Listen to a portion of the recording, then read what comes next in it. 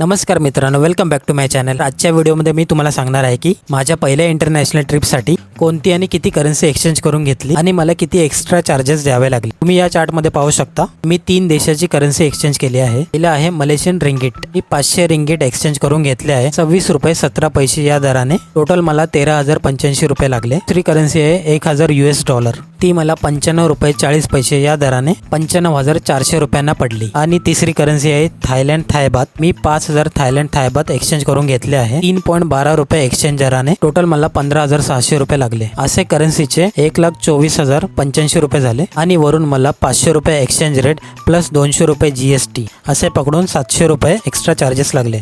Final total मला 1,24,785 रुपये खर्च आला।